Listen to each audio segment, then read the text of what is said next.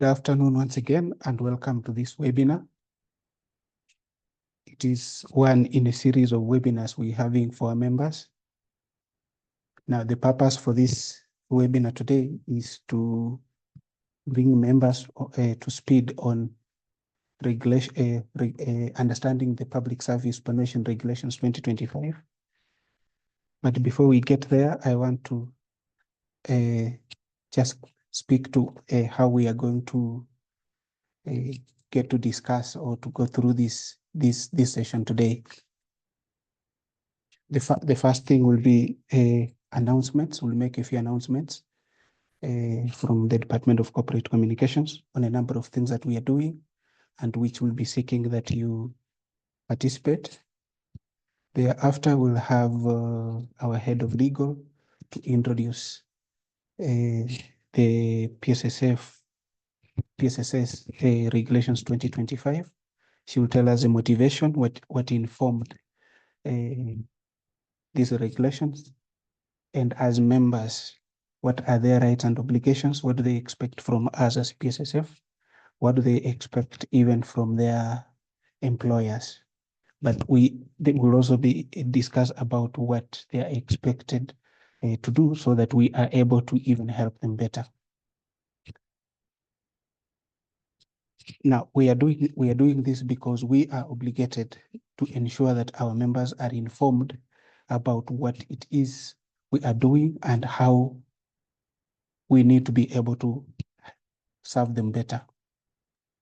Now, going back to announcements, I'll make two announcements. One is that the Board of Trustees has approved the holding of a conference that is going to take place in Mombasa.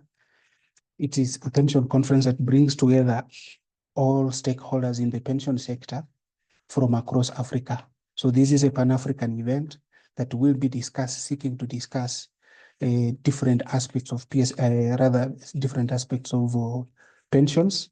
We'll be looking at assessing the sustainability of current pension systems in the context of aging populations. We'll be looking at exploring alternative retirement models, highlighting the role of technology, AI, and fintech in modernizing pensions.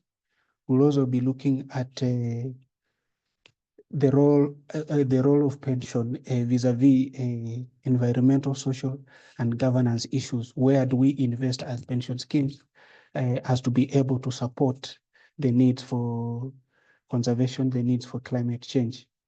And we'll also be bringing together stakeholders to facilitate a stakeholder dialogue to inform future pension reforms.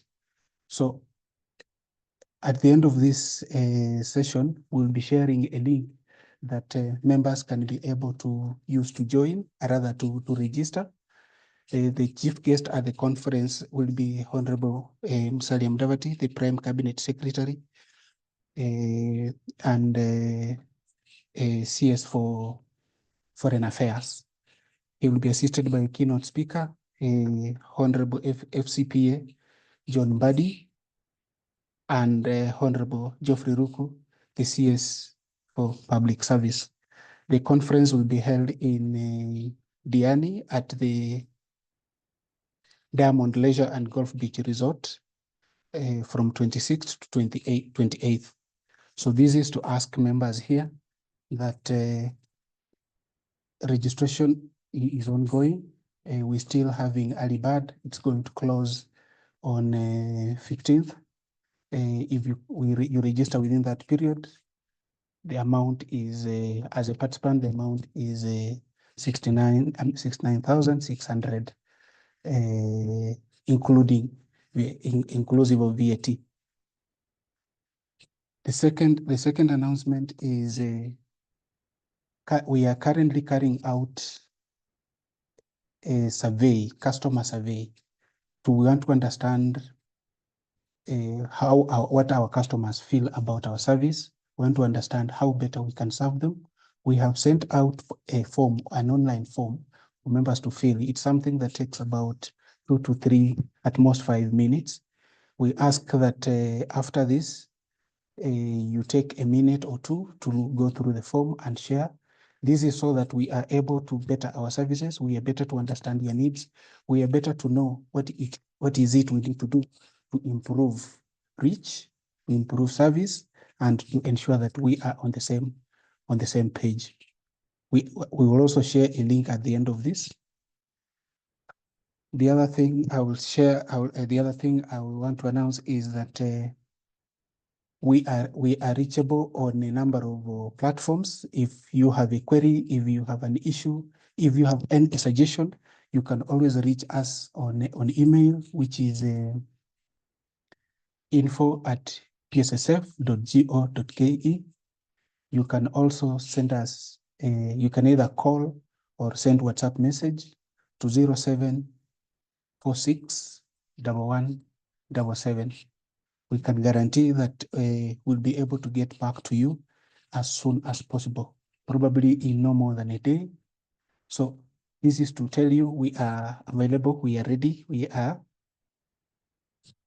turned to serve you. Now, to the next stage is to invite Angela to give a brief intro to the discussion today, what informed the forming of the publishing of the regulations. She has been at the center of this from the word go. She will tell you what they mean to us and what we should expect from us as PSSF, but what you should also expect from employers. It also defines the obligations of an employer. What is it you need to do at what stage, so that together we have a partnership that is working for the benefit of a member. Thank you, Angela, if you can hear me.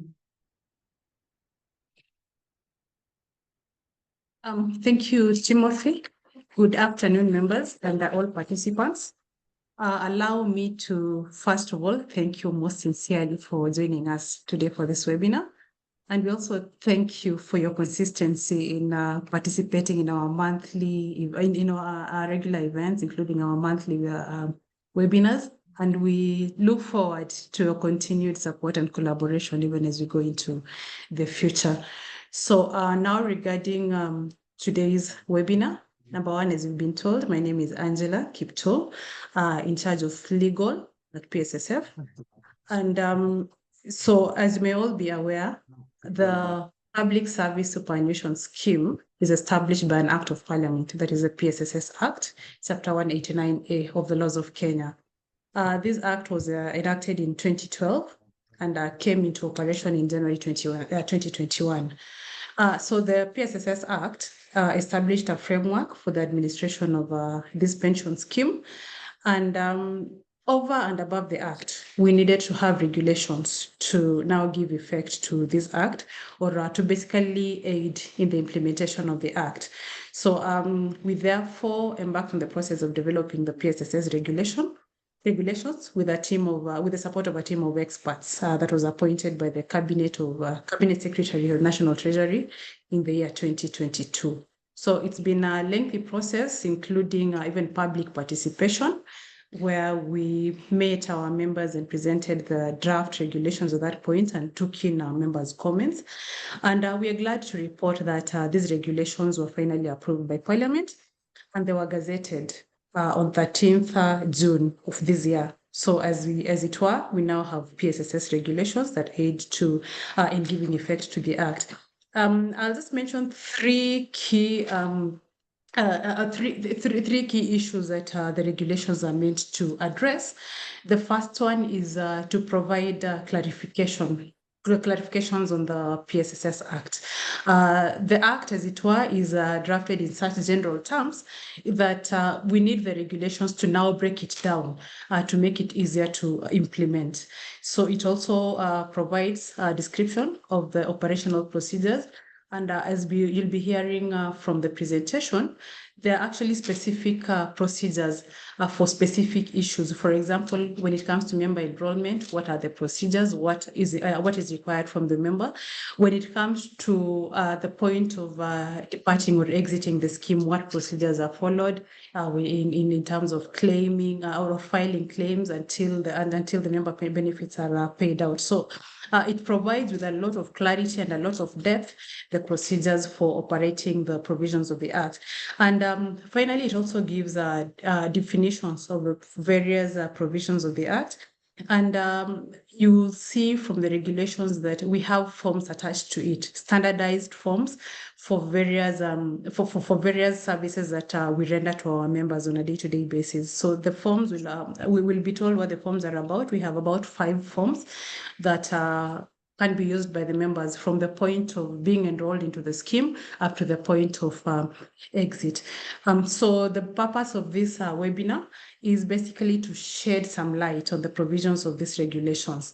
However, I would encourage us all after this webinar to interact with the regulations. We'll be told where exactly to find them, interact with them, get to know what exactly, what rights there are for you as a member, what obligations you have as a member under the scheme, and how best you can enjoy the services of the scheme. So you'll be told where exactly to find the regulations, and I would highly, highly encourage you to read them and internalize them at your convenience.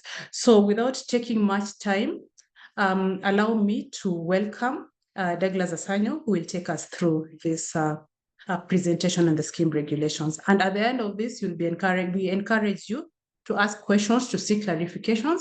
We are available to respond to all your concerns, just to make sure that you really, really get to understand our legal framework. So thank you very much, and Karibu Douglas. Thank you, Madam Angela, for that introduction. Now we know where we are holding this webinar today. Having known that the Act tells us what to do, then now the regulations are now going to guide us on how, when, and by who. So then we go straight to understanding now the Public Service Permission Scheme Regulations 2025. And what we are covering today is the introduction. Then we now look at the different parts of the regulations.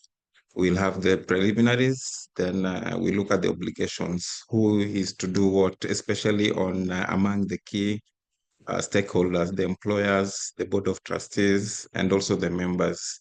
Then we have part 3, where we are told how to conduct general meetings of the scheme.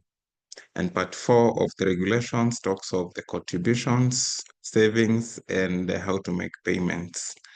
And part 5, we have now the miscellaneous, where we are talking of dispute resolutions mechanisms in the event that members don't agree with any of the decisions of the stakeholders, then what avenue do they have to have their dispute handled?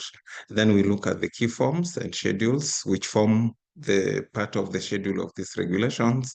And thereafter, we'll allow the questions and answers and see then what next after these regulations.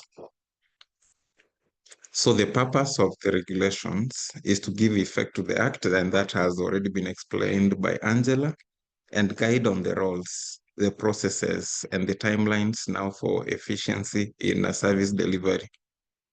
And it tells us this regulation covers who and how contributions are done, what benefits are payable, how meetings, especially now the annual general meetings, are done, and disputes. And it came into effect in June 2025 after going through the legislative process as explained to us earlier. So as a regulation is cited as the Public Service Permission Scheme Regulations 2025. It applies to all members who are PSSS members in the public service. And by public service, we mean those officers who are serving in Public Service Commission as civil servants, teachers under the Teacher Service Commission, and police officers under the National Police Service Commission, and we have the National Youth Service. It was an automatic membership to the scheme under Section 5 of the Act, which means it's the PSSS Act, for those officers who are below 45 years of age as at commencement, which was 1st January 2021. And any other employee who joined or is joining the services mentioned earlier after that date. The key definitions include the Act. So when I mention the Act, I mean the Public Service Permission Scheme Act, Cap 189A. And that is what the regulations say. And when we mention the board, we mean the Board of Trustees who are appointed or established as per Section 10 of the Act, the PSSS Act. And when we say employer, that includes now the Teacher Service Commission, National Police Service Commission, Public Service Commission, National Youth Service, or any other public service or entity that is declared public service for purposes of the Act to be part of the employers participating in the Public Service Permission Scheme. Then we have another term, the Retirement Savings Account, which is defined as a record of contributions, gains or losses, net of expenses. That is a retirement savings account that is maintained by the administrator to show the contributions or just the total savings of a member. Then we have a definition of trivial pension, where it's a small amount, which a member at the end of their service or exit from the scheme, if the lump sum, the total saving after computation of the lump sum is not enough to give a monthly pension as prescribed by RBA guidelines, then it is described as a trivial pension, which the member can opt to take as a lump sum. Then we have the trust fund, and this is a fund established to cater for minors or beneficiaries who are lacking legal capacity to receive those benefits. So that trust fund is opened, it's an account opened where those benefits can be kept for the beneficiaries for their own use. On part 2 of the regulations is about the obligations of the employer. And one of the key responsibility or obligation of the employer is to inform all employees of the automatic membership and actually provide more information on the scheme, especially when you're having a new employee. Then the employer has an obligation to inform that employee of the automatic membership to the scheme. And then the employer must also ensure that the members who are joining the scheme complete the PSSS 1 for the enrollment to the scheme, and also nominate their beneficiaries under the Form 2, that is PSSS Form 2, is a beneficiary nomination form. Members don't mind about these forms. At the end of this presentation, we will guide you on how to get those forms.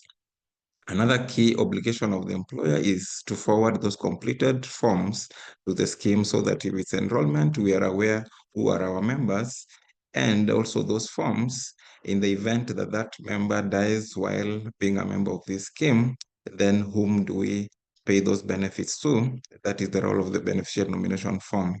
So the employer will forward those forms to the scheme. And for existing members, that is existing before the commencement of the regulations, then the employer is required to submit the forms highlighted earlier to the scheme within 3 months of commencement. And for new employees, it is immediate.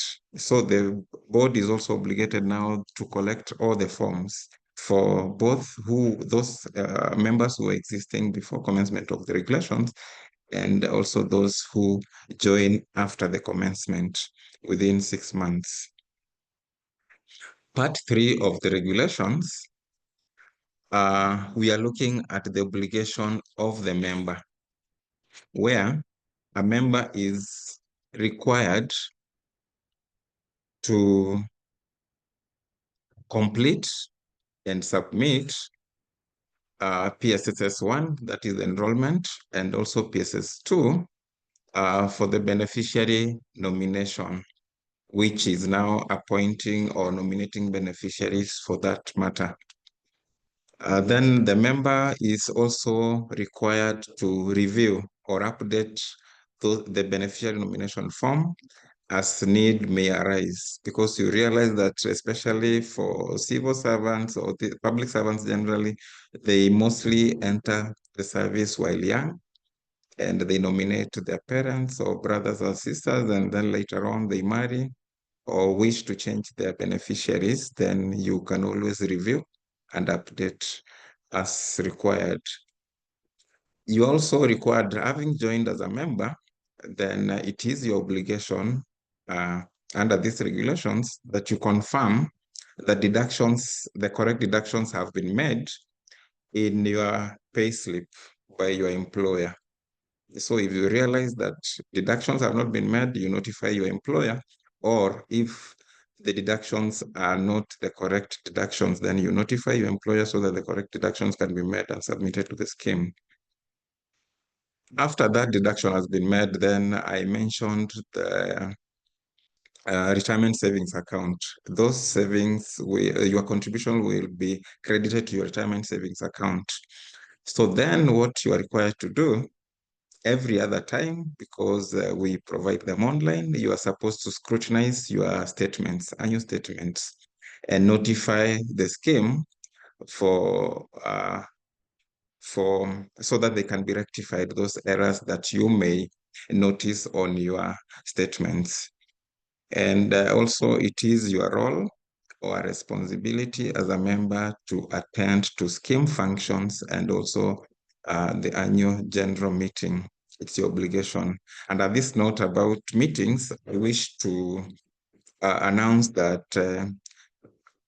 we have an annual general meeting coming up in November 28th.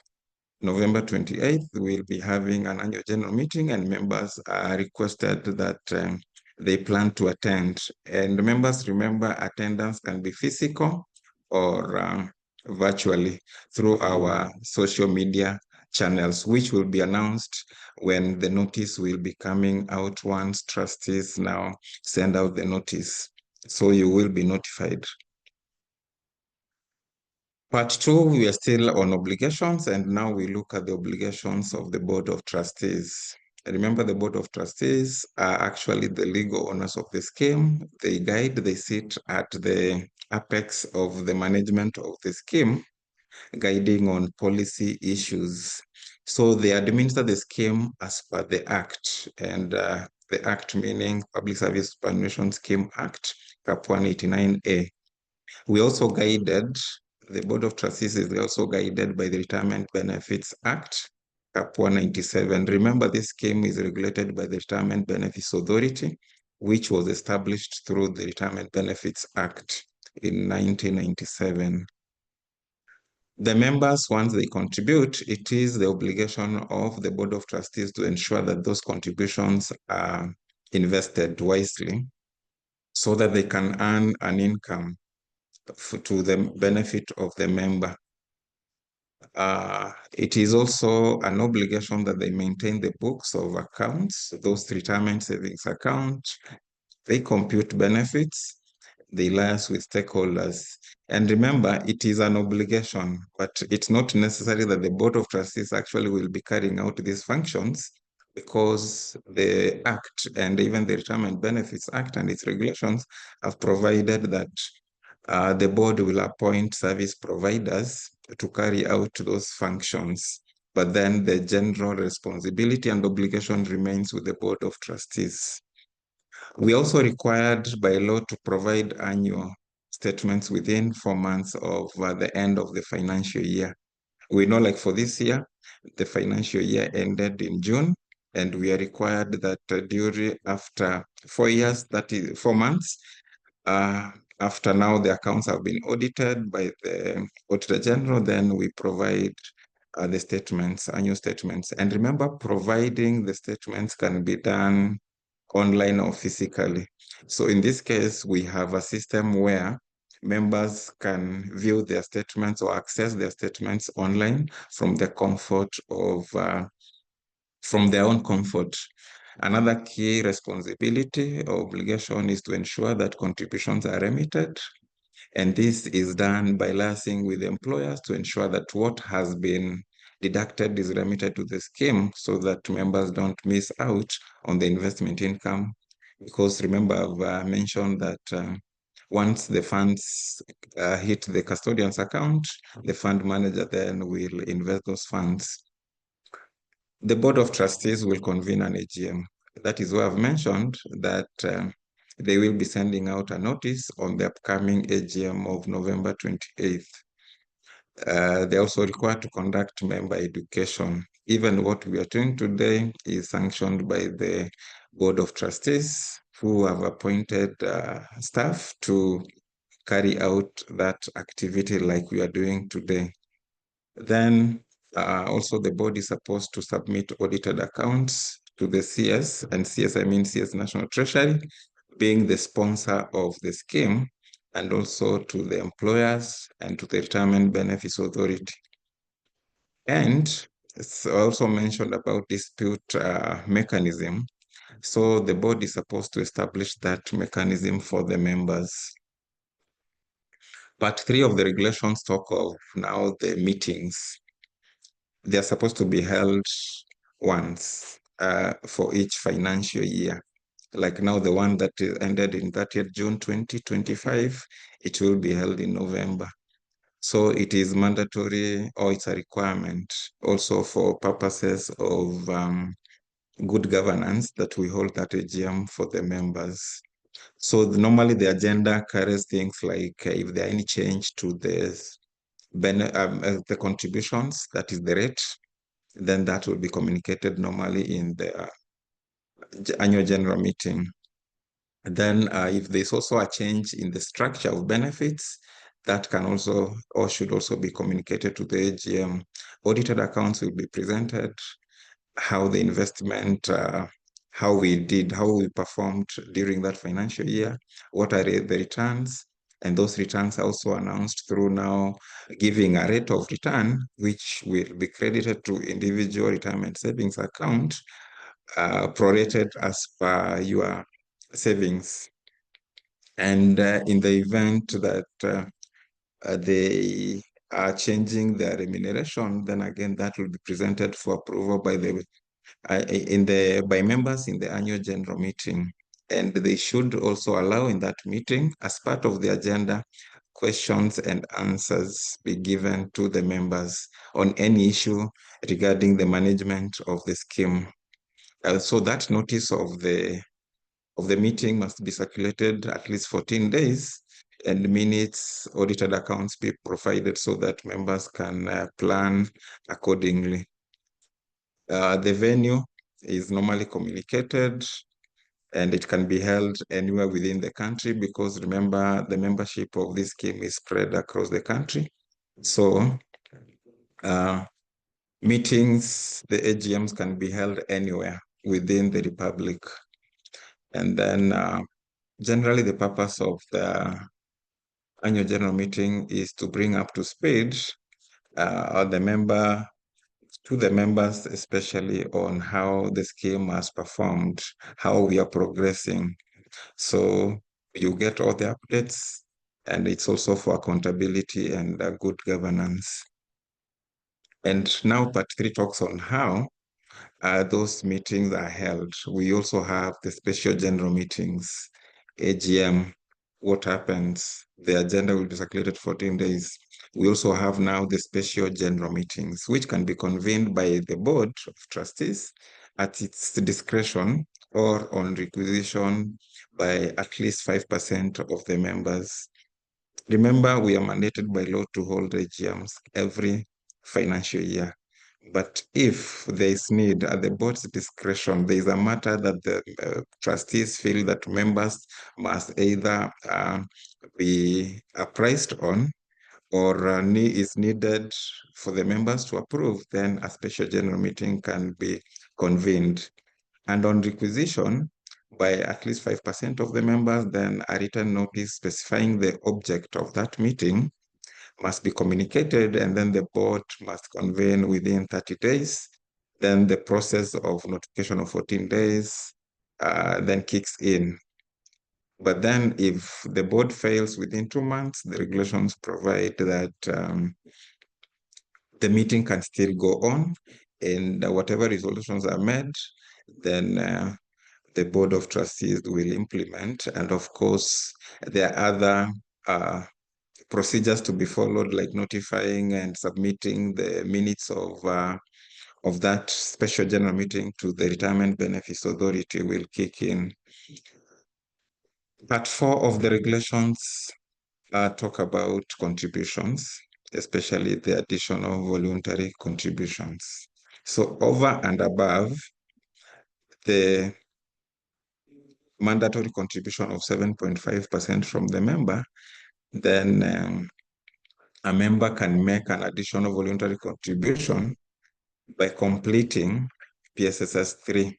It's a form for additional voluntary contribution whereby a member will complete by instructing the employer to deduct an amount, an absolute amount, not a percentage. But remember, the percentage is for the automatic deduction, which is prescribed in the Act.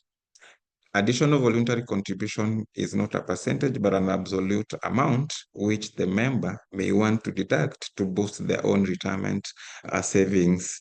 So as a member, through that form, you can either increase, reduce, or actually cease contributions.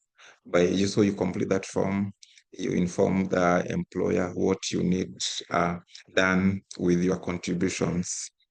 So those contributions are remitted together with your normal contribution of 7.5%. They are credited into your retirement savings account and invested. Even when the return on investment is determined by the Board of Trustees, then you'll also get the same return on your additional voluntary contributions. And members, remember, at the time of exit, then you have an option to withdraw in full those additional voluntary contributions. Part 4 is talking of now the retirement savings account. Remember, I said what the retirement savings account is. It is where all your savings are. It is where you will get the losses or profits credited to. So it is an account that is opened by each member. Once a member is enrolled by completing PSSS 1, then an account is opened for each member by the administrator. That account will show the contributions, transfers in or out, assuming a member is moving from another retirement scheme into PSSS, then that amount that is transferred in will have to show in that statement or in that retirement savings account. And all the accrued interest, this is the profits that we get out of the investments, net of any expenses in managing the scheme. That retirement savings account, you will be able to now access the annual statement, which we said is within 4 months. And even on request, you also get a printed or hard copy, or even an email sent to you within 7 days of that request. But remember, you have an online access. Once you've registered as a member, you can go online. We have a USSD code, *378#, or you can log into the link, register, and at any given time, you can access your statement. And that statement will even have all your contributions and accrued interest from the time you became a member. So if we don't have that online platform, then we can do the fiscal posting of the statements. But so far the system is good. Members have been accessing their statement online. Part 5 talks of withdrawals, transfer, and deferments of the members. Remember, this is a summary of the regulations. We will guide you on how to get the full text of the regulations at the end of this webinar. On withdrawal, that is before retirement, you can access up to 50% of your retirement savings, and that can only be done once you complete a PSSS form. It's a benefit claim form, and the remainder is retained in that retirement savings account. But then you have an option of transfer. If you are moving to another employer who has a registered scheme, then you can request that we transfer your savings to that other registered scheme. And that is normally done within 60 days of receipt of that request. You have an option of also of deferring. Deferment is where you are leaving those savings behind. We'll continue investing, and they can be accessed later as per the scheme rules when you get to retirement. Normally the required documents are not many. You need an identification to know, so that the scheme can know that we are paying to the right member. And exit of proof. Assuming you are transferring to another scheme, we'll need to know if you've really exited from your current employer who is subscribing to the PSSS. Then that processing is normally done within 30 days. And processing starts when we receive complete forms. Complete in the sense that we've received all the requirements to enable the scheme process your retirement benefits. Part 4 still talks of now the retirement upon mandatory age, where the employer needs to notify the scheme 12 months. As the employer is notifying you of your expected retirement date, then that employer also notifies the scheme, and then the scheme will inform the member, especially 30 days to your retirement. The documents needed, I've said, is your identification, your retirement proof or exit proof, a form, a duly completed form, PSSS form, the retirement benefits form, or an option, and also an option form. Remember, there are those who joined the scheme, they were above 45, it was not mandatory, but they opted in. They completed a form, and that form they joined within 3 months of commencement up to 31st March.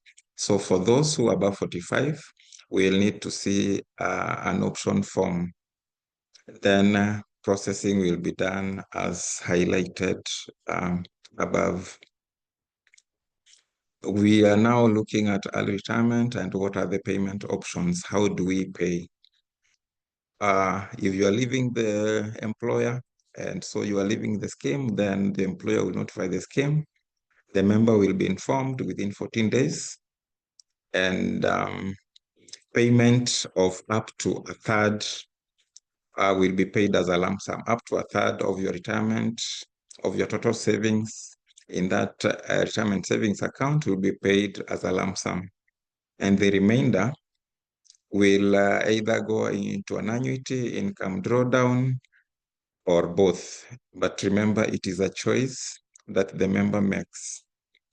Then if after getting a third, the remainder is not able to give a member pension, a minimum wage for the country, and that minimum wage is, for purposes of pension, then is prescribed by the Retirement Benefits Authority through circular, then a member has an option to take the full retirement savings as a lump sum. And I had mentioned of the additional voluntary contribution, where a member is allowed to fully withdraw all their savings for the additional voluntary contribution. Then the scheme does the processing of those benefits within 30 days. It can be 10 days, 20, and the scheme, PSSF, tries to pay within those 30 days. There's also benefits upon death in service. in the unfortunate event that a member dies while in service and while a member of this scheme, then beneficiaries are entitled to the full retirement savings of that member. What is in the retirement savings account of that member will be paid to the beneficiaries. There's also an addition under the Act, Section 6(4) of the PSSS Act, that life insurance is provided. And that life insurance goes to be paid to the beneficiaries. But members, you need to note that this life insurance is taken out and maintained by the employers. We've already seen who the employers are. So this is not provided by the scheme.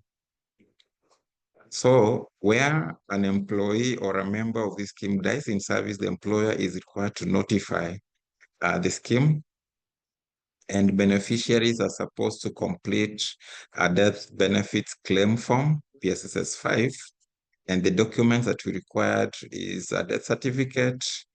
Where marriage or birth certificates are needed, then the beneficiaries will be guided to provide where identities are needed, and then the bank details.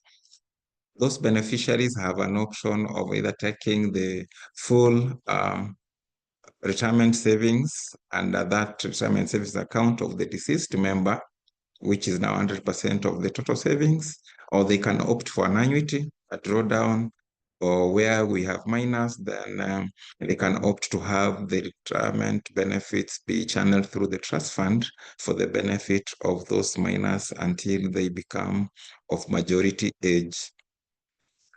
Where we don't have beneficiary nominated through now the beneficiary nomination form, PSSS 2, which I mentioned all members are required to complete, then the board will exercise its discretion as to the distribution of those benefits. And the reason for the distribution will be given or recorded, because the board will have investigated and seen who is actually expected to be paid. That is why we keep reminding members that always complete the beneficiary nomination form and make sure it reaches the scheme. And whenever your circumstances change or you wish that you need to change the beneficiaries or even the percentages allocated, then please do so and ensure the form reaches the scheme, so that when in the unfortunate event you are no more, your beneficiaries are taken care of. Part 5 of the regulation talk of the accrued benefits. Remember, prior to joining the scheme, members were in the defined benefit scheme that was administered by the pensions, department under the different laws like the Pensions Act, Cap 189, the Widows and Children Pension Scheme, Cap 195. So those benefits were not lost. The regulations are seeking now to kind of provide a way of making sure that the members get those benefits. So the CS National Treasury will determine the value of each member's accrued benefits through actuarial valuation, then issue recognition letters specifying those benefits and how they will be paid. And since we know that the defined benefit scheme administered by the pensions department are normally paid out of the consolidated fund, then that will be done. And once the recognition is issued, the benefits will be revalued at 5% per annum until the time a member exits, so that we guard against inflation. They will be paid those accrued benefits as per the existing laws under the defined benefit scheme, not under PSSS.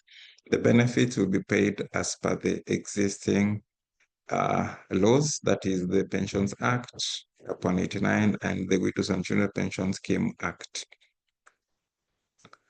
Part 5, we talked of dispute resolution. In the event that a member is dissatisfied in the manner in which they've been handled, especially in terms of payment or any other decision, then a member has a channel to raise their concerns or complaint. So at the first instance, you, as a member, you apply or you write to the Board of Trustees, highlighting the issues, and the board will communicate to you as they resolve your complaint or dispute. If a member is not satisfied by the response given, then you have another avenue to write to the Retirement Benefits Authority Chief Executive Officer, as guided by the Section 46 of the Retirement Benefits Act, Cap 197, to stating the facts and requesting that dispute be resolved. The RBA CEO will respond. And if a member is also not satisfied, then you have a right of appeal to the Retirement Benefits Authority Appeals Tribunal. And that is guided under Section 48 of the Retirement Benefits Act. These appeals only apply to the decisions that are made affecting the member, and those decisions are made either by the manager, that's the fund manager, administrator, or custodian, or generally anything relating to the way you relate with the scheme. Because we know the service providers of the scheme is the fund manager, administrator, and custodians. Those are the key. And of course, now the Board of Trustees are the apex with that responsibility. So members are discouraged from moving to court when we have a clear mechanism of dispute resolution. You write to the board. If you are not satisfied, go to RBA CEO. If not satisfied, to the tribunal. And I guess by the time someone exhausts these channels, they will have been sorted. We move on now as we come towards the end, and we look at the key forms that form part of the schedule of the regulations. We have PSSS 1, member enrollment form; PSS 2, beneficiary nomination form; PSS 3 is the additional voluntary contribution form, which the member uses to apply to either increase, decrease, or stop their contributions for the additional voluntary contribution. PSS 4 is the benefit claim form for either withdrawing, transferring, or retirement. And the last form, PSS 5, is for death benefits claim that is normally completed by the beneficiaries. And of course, you will need now to attach, and the forms are self-explanatory, that you attach identities, bank details, and submit through the employer. As we conclude now, we've looked at the regulations in brief, and we've been told that the Act already provides what the member is supposed to get from the scheme, what is to be done in the management of the scheme, but the how, the when, and by who to ensure efficiency has not been explained. That is why the regulations are coming in now by providing clear roles, timelines, and the options that a member has to ensure that we have efficiency in the way we manage the scheme and the way we serve members. So members, it is upon ourselves as members to update those forms like talked about. And when we finally publish the notice of the AGM, which we will do through the different social channels, you will be able to attend virtually or physically, and always scrutinize your statements and notify the scheme and your employer of any errors that you note, so that we don't wait until your retirement to raise issues. By that, we'll have assisted one another to serve you better. So all these regulations, all the forms that I've talked about, the Act can be downloaded from by scanning this QR code. So members, if you scan that QR code, you will get all the forms, you'll get the brochure for the members, you'll get the regulations, and you'll get the act. So I will allow that you scan that, then we move to other issues.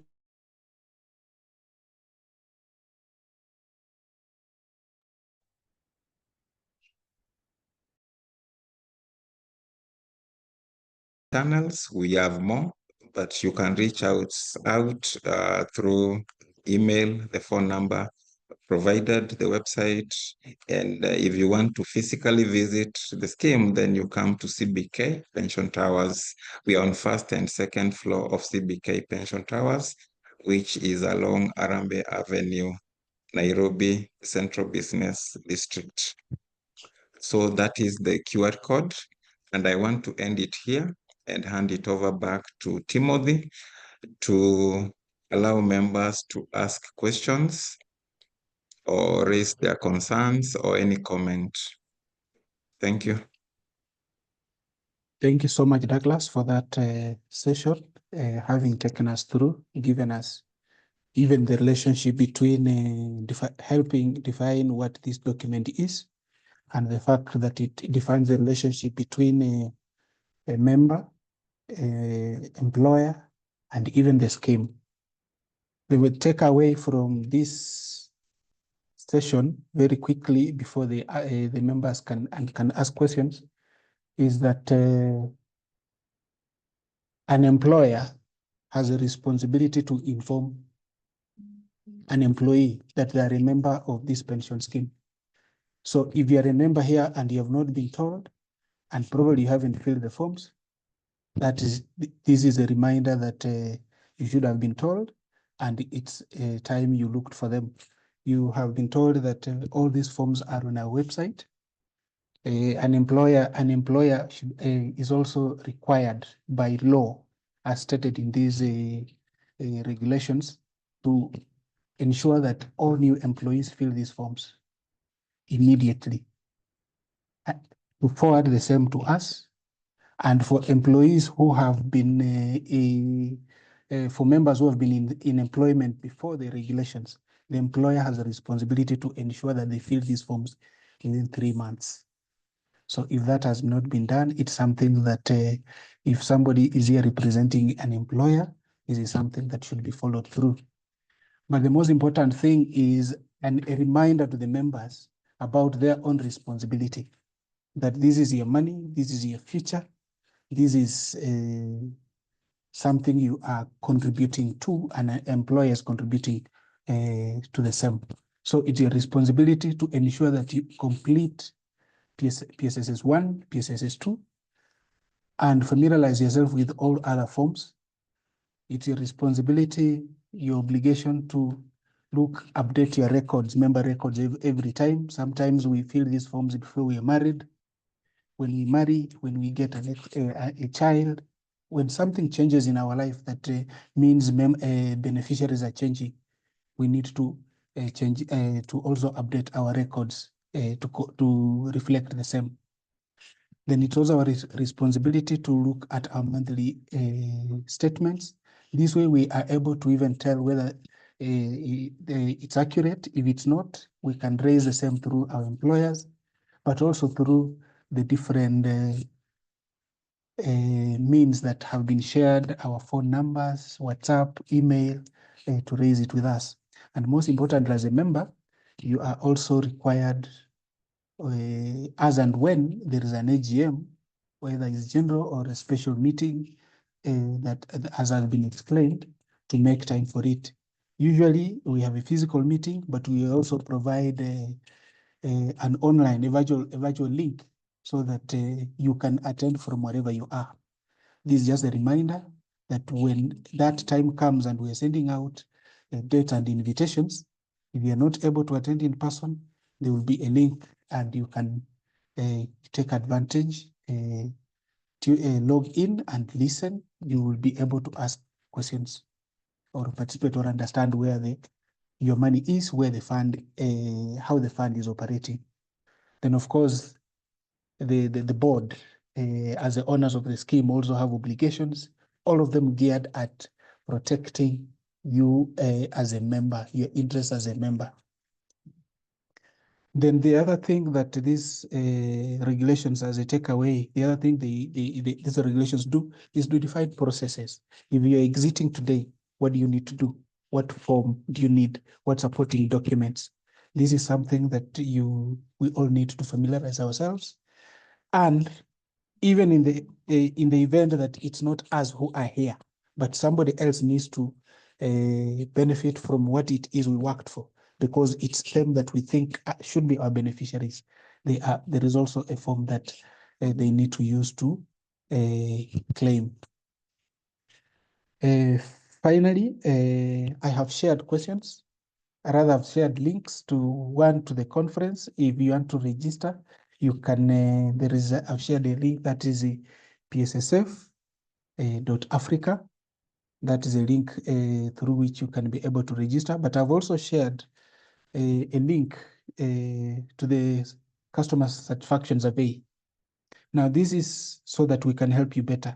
The deadline was supposed to have been tomorrow, but we have pushed it up to 24th of this month, but it's something that takes just about 5 minutes maximum, largely less. So take time and fill out this form. We need to be able to know where it is we are failing so that we can improve. Having said that, I want to open the session to questions. Anybody has a question, has a comment, has an observation? We have Douglas here, we have Angela, and other members of staff who will be able to respond.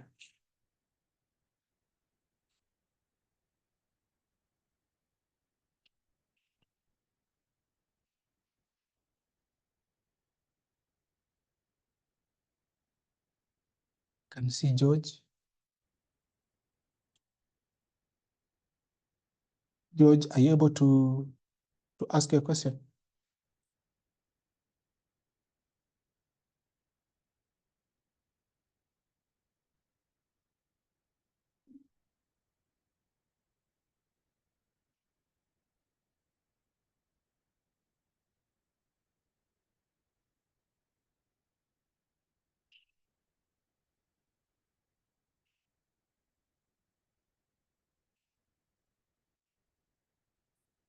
George, can you hear me?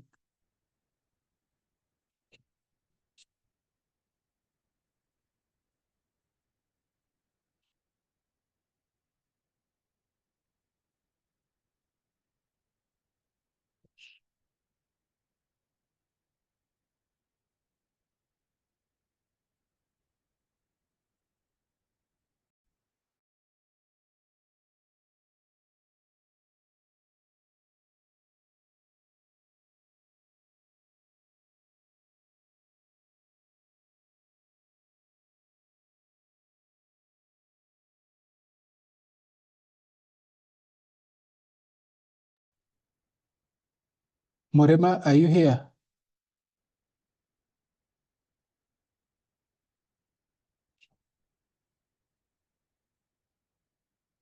Morema, are you here?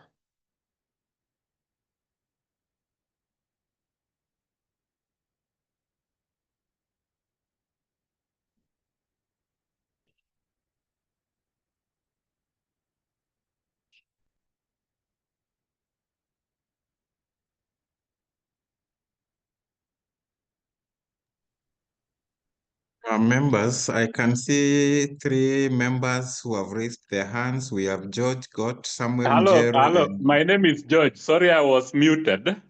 Can you hear me now? Yes. Thank you, Mr. Timothy Machi. My name is George, and I'm calling in from Kisumu. I probably represent a unique group of public servants, those of us who were confirmed in appointment under the national government before devolution. When devolution came in, we were devolved. First were seconded to county governments. After being seconded to county governments, the Public Service Superannuation Scheme Fund kicked off in 2021, and we were younger than 45, so we automatically transitioned to PSSF. Now, the biggest concern is I have recently looked at my PSSF statement, and there are a lot of gaps. Either the county is not remitting, or whatever it is, there is some remittance gaps, and I don't know how you can help us. I know I'm not alone. The last point is, I have taken time to look through the regulations most of this morning, and the regulations are actually explicit that a statement should include employer's contribution. It should also include deductions made on the employee's pensionable pay, and it should also have a column on accumulated investment return. Now, my PSSF statement does not include the last one. Accumulated investment return has never reflected. So am I the one having this problem, or is it that the system has not been configured to capture the information as required in the regulations? Thank you. Okay, then we will take Irene.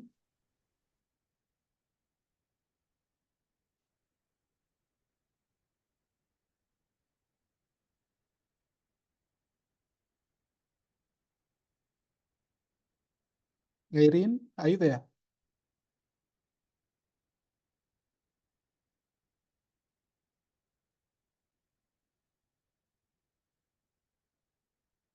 Irene, I think you are ready. You are set to speak.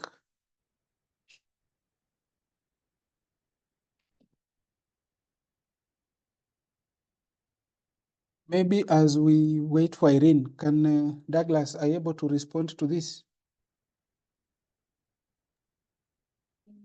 Timothy, I'll allow my colleague Fidel to respond to George. Okay. If Fidel is logged in, please respond.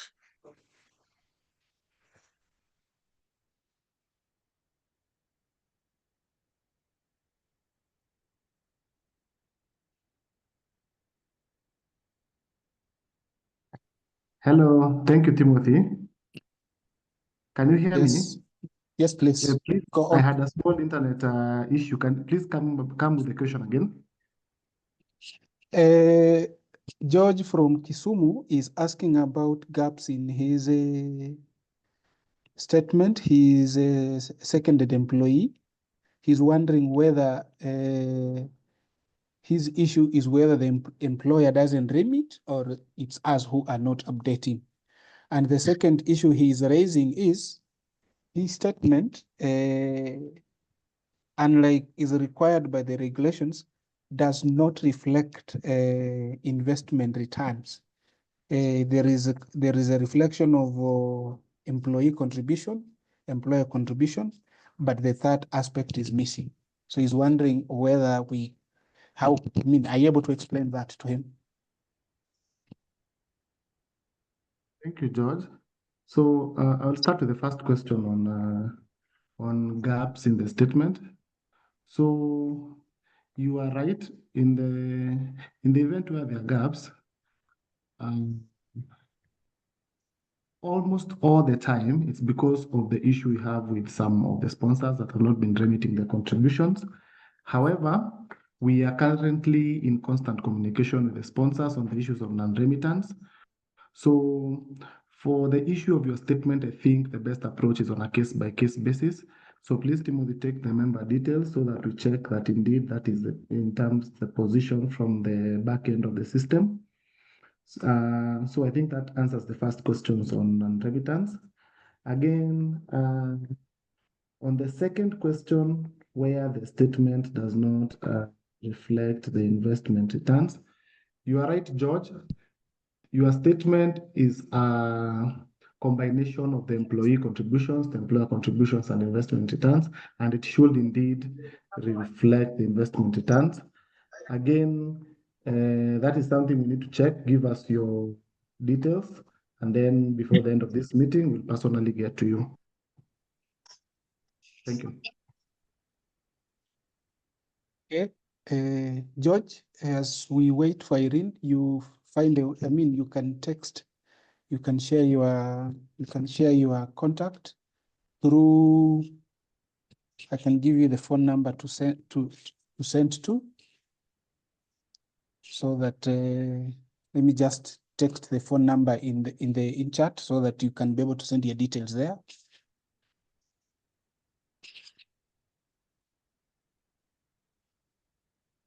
Irene, I don't know whether you're still here. Your hand is raised. Your mic is on. I'm here. I don't know if you can get me. Loud and clear. I have a question. Yes, please. I am affected by the PSSS in this way. One, I am a contributor. And at the same time, I lost my husband in 2021. He was a police officer and he was also a contributor. Yes. But I'm meeting dead ends in following up on his personal contribution, one, and also his pension. I've submitted all the documents that I've had here that are needed. But unfortunately, there is no payment that has been done since 2021. He was a police officer with the administration police. And I cannot get any of his payments since 2021. This is already, I think, 4 years since then. I'm not alone. We have a group of police widows who are facing the same challenge. Nobody's telling us anything. We've called the number that I've just seen here, 0746, but we are not getting any reply. We are not getting any educational information about this particular issue. We are really concerned and we don't know who to contact. We don't know who to ask. And it's fortunate enough that I met this online and so I joined. So I'm kindly asking where or what should we do so that we can able to access our husbands' contributions, pensions, and the rest. Thank you. Irene, we get you. We are sorry for the back and forth. Fidel, you can respond to Irene.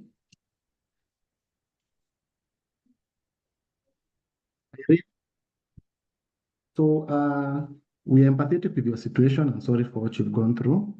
But again, we will take the details of the case, and from my understanding, all liabilities that are under Public Service Superannuation Fund have been cleared to the date of this meeting. What I'm saying, Irene, is there is a huge probability that the pension you're following with are liabilities that accrued before 1st of January 2021. Now, during the presentation by Douglas, he clearly stated that our operations began on 1st of January 2021. For your deceased husband to be a member, he must have had some contributions from January to the date of death. That is the category that falls under Public Service Superannuation Fund. And if indeed he was a contributor for that period, we can assure you that that portion would have been processed as per the timelines that Douglas explained in his presentation. However, the Public Service Pension Scheme, or the old scheme that was ineffective before that date of commencement, also is still in existence.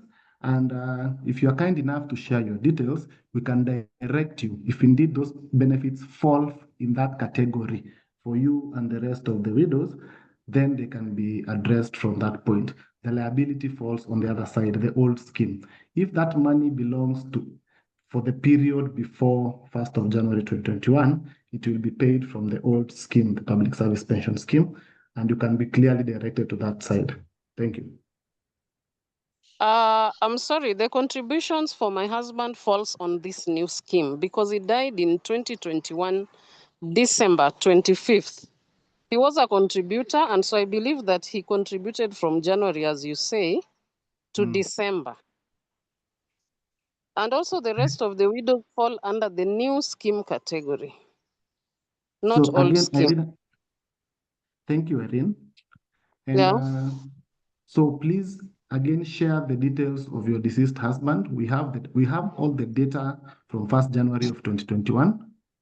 Mhm. If he was a contributor from January 2021 to the date of death, that is December, we will Mhm. confirm indeed from the contribution schedules that we received from the employer, and we Mhm. will confirm to you the amount payable to him and Mhm. find out why it has not been paid. But from the best of my knowledge, we have no Mhm. pending claims from that period. Please share the details of your husband, and for the rest of the widows, they can also share on a case-by-case basis so that we verify and ascertain So that do I use the indeed, number? yes, please, yes, please. There's someone taking the details as we speak. Okay, I'm sharing right away. Thank you, Irene. Thank you so much. Okay. Then I don't know whether there is any other pending question, but I can see in the chats there is someone is asking Beth. Is that Beth? Beth Timothy. Yeah, interesting name. I'm Timothy myself. He's asking. Oh, Douglas has answered. Douglas has responded to that. I hope it's sufficient. Then someone is asking clarification on how the families of fallen police officers. I think that is also related to what Irene has asked. If there is somebody out there whose spouse was a member, they should be able to send details to this number so that we are able to look at it and verify and act on it accordingly. Is there any other question? Is there any other hand I see?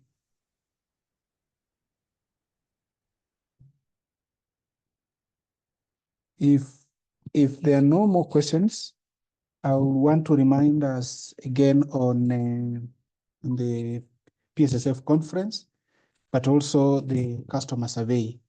Find time and fill if you get this link here. But we're also having these links on our social media, on our pages. We are sending for people who are in our WhatsApp channels.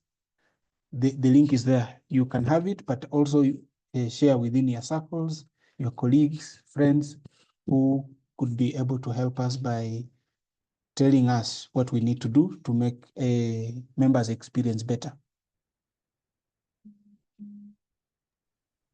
Timothy, I can see a hand from Meshak Sialuma and also a hand from Hassan. If they can unmute, we start with the Meshak, unmute and ask your question.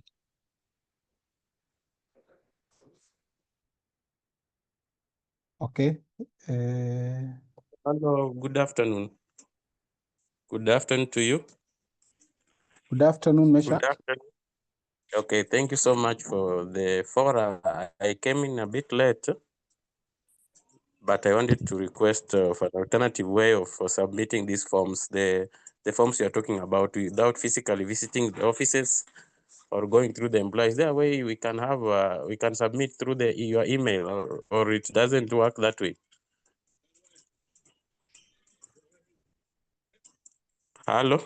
It also works that way. I just Fidel here, he can respond. Yes.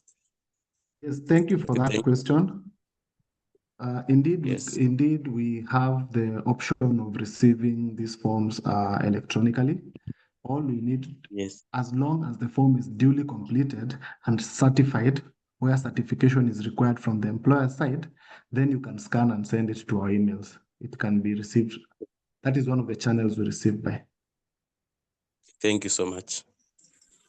Okay, thank you. Okay. Okay. Am I seeing any other hand?